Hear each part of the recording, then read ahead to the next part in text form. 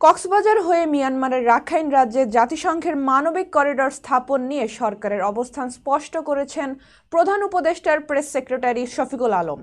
মঙ্গলবার নিজের ভেরিফাইড ফেসবুকে তিনি এ বিষয়ে বিস্তারিত ব্যাখ্যা দেন।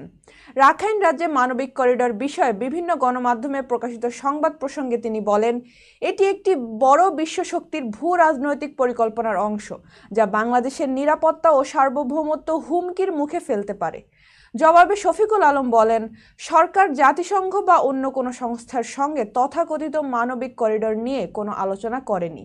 তবে জাতিসংঘের নেতৃত্বে যদি রাখাইনে মানবিক সহায়তা দেওয়ার উদ্যোগ হয়, বাংলাদেশ তাৎপর্যপূর্ণভাবে লজিস্টিক সহায়তা দিতে প্রস্তুত।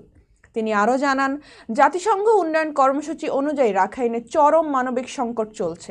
বাংলাদেশ অতীতেও বিভিন্ন মানবিক সহায়তা দিয়েছে, যেমন সম্প্রতি মিয়ানমারে ভূমিকম্পের পর। প্রেস সচিব বলেন, রাখাইনে মানবিক সংকট অব্যাহত থাকলে বাংলাদেশে নতুন করে বাস্তুচ্যুত মানুষের ঢল নামতে পারে, যা আমরা বহন করতে পারবো না। তাই রাখাইনকে স্থিতিশীল করতে সহায়তা দরকার।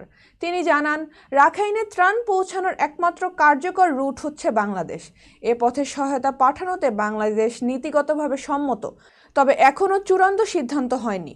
সব স্টেক হোল্ডারদের সঙ্গে আলোচনা হবে। তিনি আরও বলেন, বড় শক্তির সংশ্লিষ্টতার অভিযোগ ভিত্তিহীন।